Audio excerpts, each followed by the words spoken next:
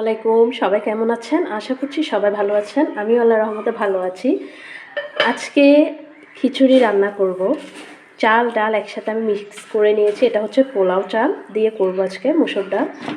আর হচ্ছে আজকে যেহেতু শুক্রবার, একটু স্পেশাল তো না হলেই না, এটা প্রতিটা ঘরেই থাকে। তো আমি এখন এটা ভালো করে ধুয়ে পানি ঝরাতে দিব, যাতে করে একটু ঝরঝরা হয়।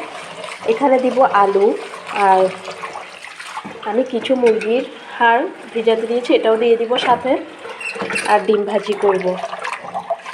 আমি কিন্তু বেশ অসুস্থ, সর্দি খুব বেশি পরিমাণে, ওষুধ খেয়ে তারপর আসলাম রান্নাঘরে। আমার কথা শুনলে হয়তো বুঝতে পারছেন আপনারা। আমি এটা কাজটা করে নিই। এখানে আমি আলু আর মাংস, কিছু হাড়গোড় ছিল আরও, ওগুলো দিয়ে দিচ্ছি। পেঁয়াজ কষানোর পরে এগুলো দিয়ে দিচ্ছি।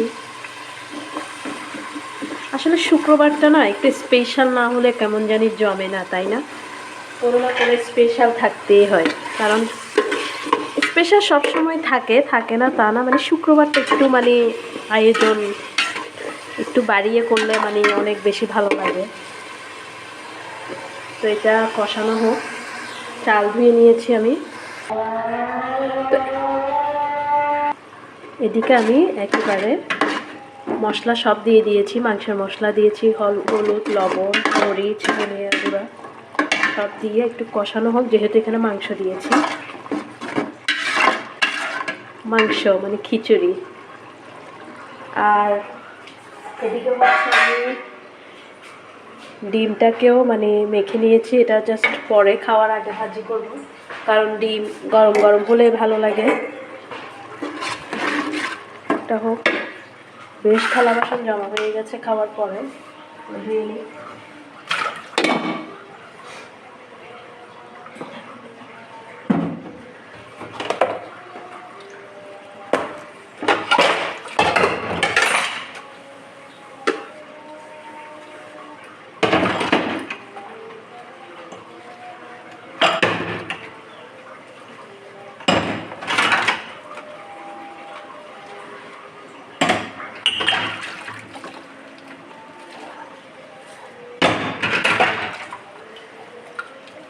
মেয়েদের জীবনে প্রতিদিন এই কাজগুলো, তাই না? কাজ কর, খাও।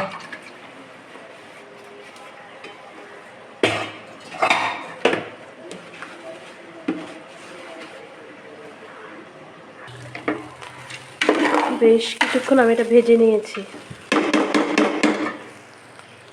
এদিকে থালা বাসনগুলো ধুচ্ছি, রান্না করছি।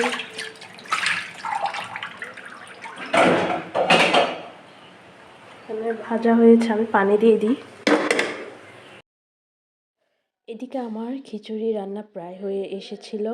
তো আজকের মতো আমার রান্নাবান্না এখানেই শেষ, যেহেতু শরীরটা খুবই অসুস্থ আর ভিডিও করা হয়নি।